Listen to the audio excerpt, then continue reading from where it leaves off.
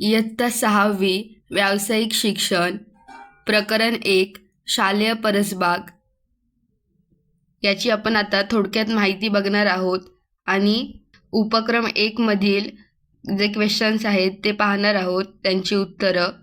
परसबाग म्हणजे काय? आपल्या घराच्या किंवा शाळेच्या मोकळ्या जागेत, कुंडीत किंवा टेरेसवर ताजी फळे, भाज्या आणि औषधी वनस्पती लावण्याच्या जागेला परसबाग किंवा किचन गार्डन म्हणतात. परसबागेचा फायदा: बाजारातील भाज्यांवर अनेकदा रसायने असतात. परसबागेमुळे आपल्याला ताज्या, पौष्टिक आणि रसायनमुक्त भाज्या मिळतात. लागणारी साधने व सुरक्षा: कुदळ, फावडे, खुरपे, पाण्याचे भांडे, इथे सुकून झाड लिहिलंय, आणि सेंद्रिय खत म्हणजे शेणखत, गांडूळ खत यांसारखी साधने वापरली जातात. ही साधने वापरताना हातमोजे वापरणे व योग्य ती काळजी घेणे आवश्यक असते.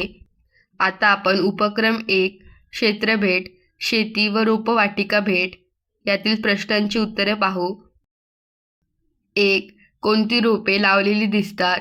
उत्तर: क्षेत्रभेटीदरम्यान वांगी, टोमॅटो, मिरची, पालक, मेथी, शेपू, कढीपत्ता, पुदिना आणि विविध फुलझाडांची रोपे लावलेली दिसतात.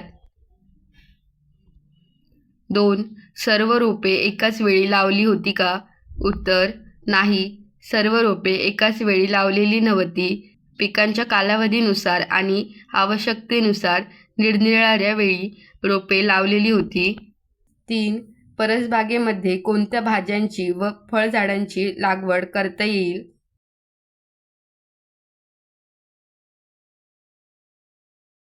उत्तर: भाज्या: पालक, मेथी, भेंडी, गवार, वांगी, टोमॅटो, मिरची, काकडी, कोथिंबीर, पुदिना.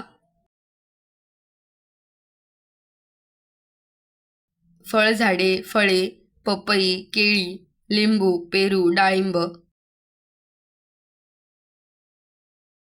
4. पेरणीसाठी किंवा लागवडीसाठी मातीची मशागत कशी केली जाते? उत्तर: प्रथम जमिनीतील दगड, धोंडे व तण काढून जागा स्वच्छ केली जाते.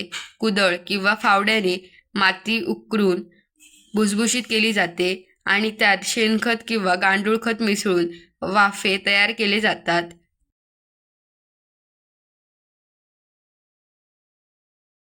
6. रोपांवरील कीड, रोग व इतर हानींपासून रोपांचे संरक्षण कसे करतात? उत्तर: रोपांवरील सेंद्रिय कीटकनाशकांची फवारणी केली जाते. पक्षी व जनावरांपासून संरक्षण करण्यासाठी कुंपण किंवा जाळी बसवली जाते. प्रखर उन्हापासून बचावासाठी शेड नेटचा वापर केला जातो.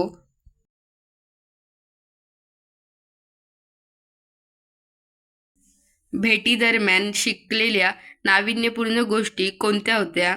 उत्तर: सेंद्रिय खते, गांडूळ खत कशी तयार करायची, ठिबक किंवा तुषार सिंचनासारख्या आधुनिक पद्धतीने पाण्याची बचत करून रोपांना पाणी कसे द्यायचे आणि नैसर्गिक पद्धतीने किडींपासून पिकांचे संरक्षण कसे करायचे हे शिकायला मिळाले. शिक्षकांशी व मित्रांशी क्षेत्रभेटीतील निरीक्षणांवरून चर्चा करून फळे व भाजीपाला पिकवण्याबाबत काय शिकलात ते लिहा. उत्तर: भाजीपाला व फळांच्या चांगल्या वाढीसाठी योग्य माती, वेळेच्या वेळी पाणी, सेंद्रिय खत आणि सूर्यप्रकाश आवश्यक असतो. तसेच नियमित देखभाल केल्यास आपण स्वतःच्या घरी किंवा शाळेत ताजी व विषमुक्त फळेभाज्या सहज पिकवू शकतो, हे आम्ही शिकलो. आज आपण प्रकरण 1 मधील उपक्रम 1 पाहिला.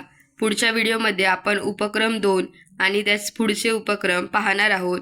हा व्हिडिओ आवडला असेल तर व्हिडिओला नक्की लाईक करा आणि आपल्या टेक मराठी या यूट्यूब चॅनलला सबस्क्राईब करायला विसरू नका. थँक्यू.